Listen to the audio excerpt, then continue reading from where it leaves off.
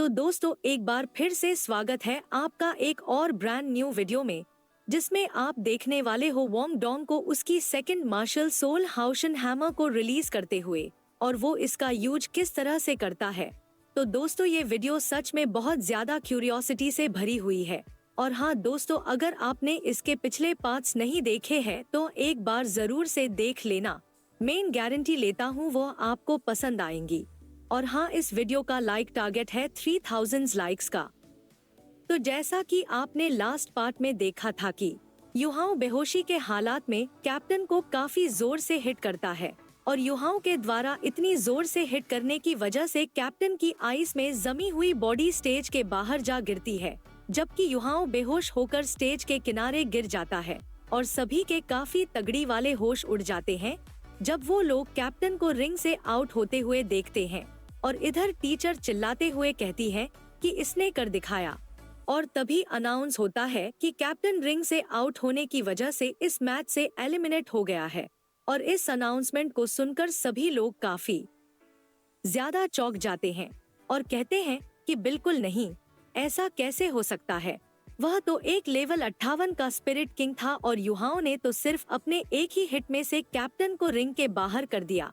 और इधर टीचर की आंखों में भी खुशी के आंसू आ जाते हैं और यह कहती है हमारे पास अभी भी जीतने का एक चांस है। और तभी टीचर वोंग डोंग को बाकी बचे अपोनेंट की तरफ चार्ज करते हुए देखती है। इनके होश तो तब उड़ते हैं जब यह देखती है कि वोंग डोंग की स्पिरिट पावर पूरी तरीके से खर्च हो चुकी है, जिस वजह से यह यहाँ तक कि अपनी स्पिरिट एजेंट को भी रिलीज नहीं कर सकता है। और क्या यह सिर्फ अपने बॉडी के दम पर उससे लड़ना चाहता है। और इधर अपोनेंट कहता है वो लिटिल प्रिटी बॉय, क्या तुम इतनी जल्दबाजी में यहाँ पर मरने के लिए आ रहे हो। और इतना कह के यह हंसने लगता है और अपनी स्पिरिट एबिलिटी को यूज करते हुए खुश होते हुए मन में कहता है यह सच में कितना एक्सपेक्टेड था, और मैंने कभी नहीं सोचा था कि यह श्रेक्स के खिलाफ जो मैच होगा उसे मेरे द्वारा ही खत्म किया जाएगा। और इस अपोनेंट को देखकर टीचर के काफी ज्यादा घबरा जाती है और यह मन में कहती है कि यह अच्छा नहीं हो रहा है। इस बंदे के पास अभी कुछ स्पिरिट पावर बची हुई है और इसके पास मेंटल कंट्रोल टाइप एबिलिटी भी है, और पता नहीं कि वोंग डोंग अब इसके खिलाफ क्या करेगा। और इस तरफ अपोनेंट खुश होते हुए मन में कहता है यह फेमस मैच मेरे जीत के साथ खत्म होगा और फिर एकेडमी के इतिहास में मेरा नाम रिकॉर्ड्स में लिखा जाएगा।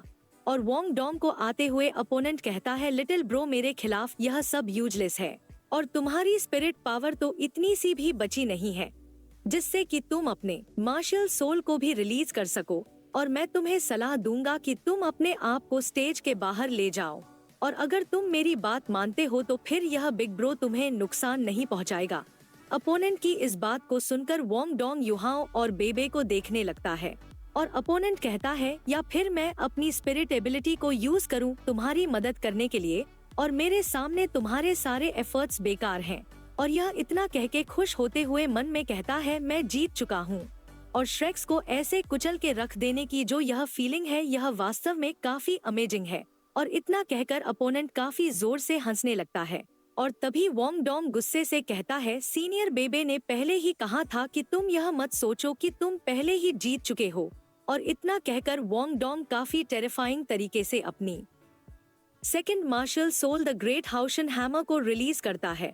और इस चीज को देख के अपोनेंट की फटके हाथ में आ जाती है और ऑडियंस भी काफी हैरान होते हुए कहती है ये क्या है, इसकी मार्शल सोल तो लाइट गॉडेस बटरफ्लाई थी ना, और ये कैसे हो सकता है कि इसके पास डुअल मार्शल सोल है। और इस चीज को जान के सभी लोग ही काफी ज्यादा हैरान होते हैं। और फिर अपोनेंट कहता है श्रेक्स के तुम सभी लोग ही मॉन्स्टर्स हो, तो फिर मैं भी तुम पर आसान नहीं रहूंगा। और फिर अपोनेंट अपनी मेंटल कंट्रोल एबिलिटी को यूज करते हुए कहता है चलो अब तुम मेरे द्वारा पापड़ बना दिए जाओगे। और आखिरकार अब यह जीत मेरी हुई। और तभी अपोनेंट की यह एनर्जी वोंग डोंग की तरफ जाने लगती है और इस चीज को देखकर टीचर के काफी तगड़ी वाली होश उड़ जाते हैं और यह कहती है वोंग डोंग इसके खिलाफ अपने आप को किसी भी तरीके से डिफेंड नहीं कर सकता है। और तभी वोंग डोंग कहता है वो सच में मैं तो तुम्हें बताना भूल ही गया, मैं तुम्हें सलाह देता हूँ कि तुम मेरे खिलाफ किसी भी तरह के मेंटल टाइप अटैक को इस्तेमाल मत करना वरना। और तभी वोंग डोंग के फोरहेड पर सी गॉड का साइन अपीयर हो जाता है जो कि काफी जोर से ग्लो करने लगता है, जिसमें से काफी ज्यादा स्ट्रांग पावरफुल एनर्जी की वेव्स निकलती हैं। और फिर वोंग डोंग अपनी बात को कंटिन्यू करते हुए कहता है, वरना तुम्हें इस चीज के लिए हमेशा के लिए पछतावा होगा। और अपोनेंट कुछ भी समझ पाता उससे पहले ही यह वोंग डोंग की एनर्जी वेव्स के चपेट में आ जाता है, जिस वजह से इसे काफी जोर का झटका लगता है, जिस वजह से इसकी मार्शल सोल मतलब इसकी स्पिरिट बेल एक झटके में टूट जाती है, जिससे कि यह काफी ज्यादा इंजर्ड हो जाता है और इसके आंख मुंह में से खून निकलने लगता है। और तभी वोंग डोंग चिल्लाते हुए कहता है, हमेशा अच्छे से याद रखना, जो कोई भी श्रेक्स को अंडर एस्टिमेट करेगा वो डेफिनेटली इस चीज के लिए पछताएगा।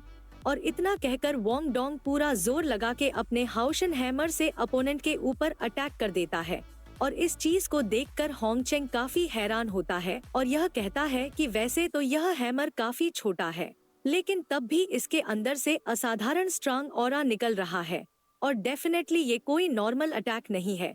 और इस तरफ अपोनेंट रोते गिड़गिड़ाते हुए चिल्लाते हुए कहता है, जज जल्दी से आके मुझे बचाओ। और तुरंत ही जज इसके आगे आ जाता है और एक काफी स्ट्रांग और पावरफुल शील्ड बना लेता है इसे प्रोटेक्ट करने के लिए। और फिर यह हैमर इस बैरियर से काफी जोर से हिट करता है और सारी ऑडियंस श्रेक्स के नारे लगाने लगती है। और इस तरफ टीचर रोते हुए कहती है, हम जीत गए, हम असल में जीत गए। और इस तरफ वोंग डोंग भी काफी ज्यादा थका हुआ था, इसलिए यह युहाओं और बेबे के पास नीचे गिरने ही वाला होता है। तभी टीचर इन तीनों को संभलती है और कहती है कि तुम अच्छे बच्चे हो, सच में तुम सभी ही श्रेक्स के जीनियस हो, आखिर तुम सभी ने ही कर दिखाया और तुम सभी ने ही मिलकर श्रेक्स की प्राइड और ग्लोरी को प्रोटेक्ट किया है और मुझे तुम सभी पर ही गर्व है। और इस चीज को सुनकर वोंग डोंग के चेहरे पर भी एक छोटी सी मुस्कान आ जाती है। और तभी यहाँ पर मेडिकल टीम आ जाती है और इन तीनों का ट्रीटमेंट करने के लिए इन तीनों को यहाँ से ले जाने लगती है। और इसी के साथ यह राउंड यहीं पर खत्म हो जाता है और जज श्रेक्स एकेडमी और जस्ट स्काई एकेडमी को धन्यवाद करता है इतने अमेजिंग बैटल को दिखाने के लिए। और तभी टीचर रोते हुए उस रेफरी से माइक मांग